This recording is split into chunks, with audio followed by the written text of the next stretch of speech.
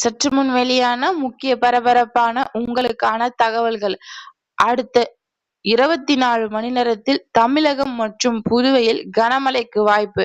வானிலை ஆய்வு மையம் முக்கிய தகவல்கள். இத பத்தி தகவல்களை தான் இந்த வீடியோல பார்க்க போறோம். கீழே ரெட் பட்டனை கிளிக் பண்ணி சப்ஸ்கிரைப் பண்ணி வச்சுக்கோங்க. பக்கத்துல இருக்கிற பெல் ஐக்கானையும் மறக்காம கிளிக் பண்ணி வச்சுக்கோங்க. அப்பதான் நான் ரெகுலரா வீடியோ போறது நோட்டிபிகேஷன் உங்க மொபைல் உடனுக்குடன் வந்து சேரும். வாங்க வீடியோக்குள்ள போகலாம். மறக்காம லைக் பண்ணிக்கோங்க.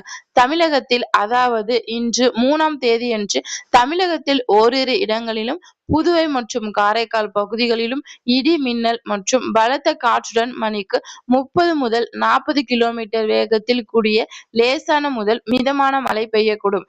கோயம்புத்தூர் மற்றும் திருப்பூர் மாவட்டங்களின் மலைப்பகுதிகள் மற்றும் தேனி, திண்டுக்கல் மாவட்டங்களில் ஓரிரு இடங்களில் கனமழை பெய்ய வாய்ப்புள்ளது.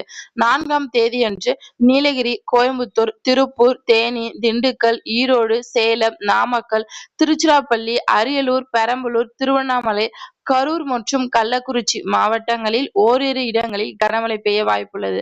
5ஆம் தேதியன்று நீலகிரி, கோயம்புத்தூர், திருப்பூர், தேனி, திண்டுக்கல், ஈரோடு, கிருஷ்ணகிரி, தர்மபுரி, சேலம் மற்றும் நாமக்கல் மாவட்டங்களில் ஓரிரு இடங்களில் கனமழை பெய்ய வாய்ப்புள்ளது.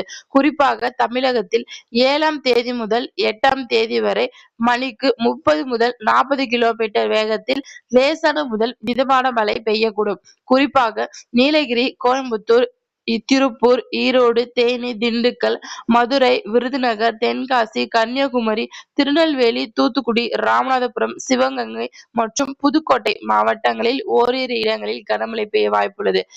24 மணி நேர அதிகபட்ச வெப்பநிலை மாறுதலின் பொருள் 3ஆம் தேதியன்று இன்று தமிழகம், புதுவை மற்றும் காரைக்கால் பகுதிகளில் அதிகபட்ச வெப்பநிலை குறிப்பிடத்தக்க மாற்றத்திற்கான வாய்ப்பு குறைவு. தமிழகம் முழுவதும் அதாவது 2 to 3 டிகிரி செல்சியஸ் குறையக்கூடும் என்று சென்னை வானிலை ஆய்வு மையம் முக்கிய தகவல்கள் விடப்பட்டுள்ளது. நன்றி, வணக்கம்.